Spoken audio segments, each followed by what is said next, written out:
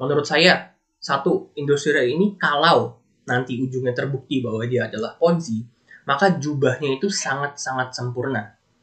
Kenapa?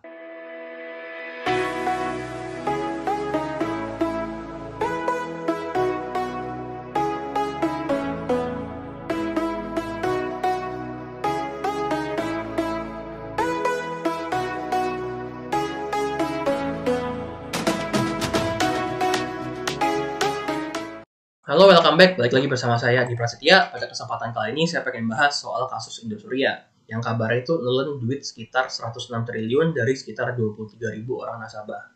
Nah, sejarahnya gini Bapak Ibu. Sebenarnya koperasi ini dibentuk tahun 2012. Nah, mereka itu nawarin bunga sekitar 8-12% setahun. Nah, sebenarnya dari tahun 2012 ke tahun 2020 itu sebenarnya nggak ada masalah yang cukup signifikan. Tapi kira-kira tahun 2020 Februari itu mulai ada laporan bahwa duitnya itu udah nggak bisa ditarik Bapak Ibu. Nah, per Maretnya sekitar beberapa bulan itu ada notifikasi bahwa nasabahnya udah mulai bisa narik duitnya, tapi dilimitin cuma 1 juta rupiah.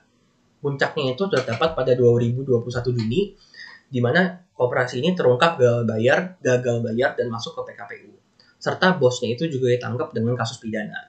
Tapi per Januari 2023, bos ini diputus bebas dari kasus pidana. Karena hakim bilang bahwa kasus ini adalah kasus perdata, bukan masuk ke kasus pidana. Nah, pertanyaan berikutnya yang sebenarnya heboh gitu ya. Sebenarnya Indosuria ini Ponzi atau enggak sih? Nah, saya pengen baca nih. Saya ambil dari CNBC. Kalau dari PLT Deputi PPATK, Pak Danang Trihantono, itu nyebut sebenarnya kasus koperasi Indosuria ini adalah sebagai skema Ponzi. Walaupun kepastian tepatnya masih harus kita tunggu ya Bapak Ibu. Nah, tapi ada beberapa poin yang saya pengen sebutin dari kasus Indosuria ini. Menurut saya, satu, Indosuria ini kalau nanti ujungnya terbukti bahwa dia adalah Ponzi, maka jubahnya itu sangat-sangat sempurna. Kenapa? Kalau kita lihat kasus-kasus Ponzi sebelumnya, kebanyakan itu bentuknya adalah ilegal di Indonesia. Contohnya kasus robot forex yang kemarin heboh itu. Ngomong-ngomong itu bukan robot forex asli ya, itu Ponzi gitu ya, diatur transaksinya. Karena saya pun seorang trader. Nah, itu kan ilegal kalau yang kemarin itu. Yang kasus robot Ponzi itu kan sebenarnya ilegal. Udah disebutin sama pemerintah bahwa ini nggak legal, jelas-jelas dilarang gitu ya. Nah, tapi kalau sampai yang kasus Indosuria ini ujungnya adalah benar merupakan sebuah Ponzi, maka berat banget karena bentuknya itu legal berupa koperasi di Indonesia. Yang dapat izin bisa bangunin gedung bangunan dan kantor-kantor di mana-mana di seluruh Indonesia. Kalau di Jakarta sih banyak banget kantornya. Bahkan kalau nggak salah saya juga pernah lihat kantornya itu di Tamrin kalau nggak salah atau Sudirman.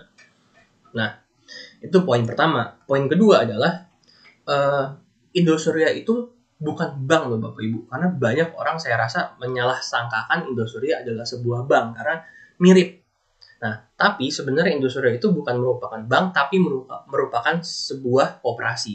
Di mana kalau bank itu kan di bawah BI. Kalau misalnya koperasi itu di bawah Kementerian Koperasi. Dan masuk ke poin ketiga, karena Indosuria adalah merupakan koperasi dan bukan bank, maka duitnya itu tidak dijamin seperti Bapak Ibu nabung di bank. Kalau Bapak Ibu nabung di bank, duit Bapak Ibu itu dijamin sampai 2 miliar per bank. Ya, asalkan bunganya di bawah yang ditentuin sama LPS, itu dijamin sampai 2 miliar. Kalau di koperasi ini, sejauh yang saya tahu sih, emang simpanannya itu nggak dijamin sama LPS, karena dia bukan berupa bank. Itu poin ketiga. Poin keempat yang saya pengen highlight dari kasus Indosuria ini bahwa katanya kan Indosuria itu nawarin bunga sekitar 8-12% setahun. Nah, gini Bapak Ibu. Saham itu melalui IHSG, kalau udah saya hitung, return-nya tuh kira-kira sekitar 10-12% setahun. Rata-ratanya kira-kira 11,something%. Anggaplah 12%. Jadi menurut saya, return dari koperasi ini tuh dapat dibilang lumayan besar banget karena return-nya itu sampai serata-rata dari indeks saham itu sendiri. Dimana ini bisa jadi sebuah pelajaran terutama bagi saya juga bahwa kita harus lebih hati-hati dalam memilih instrumen investasi. Biasanya kalau kita mau ngincer fixed rate, ini kan fixed rate ya, pastiin lah dapat duit berapa gitu ya, dapat berapa persen sebulan atau setahun.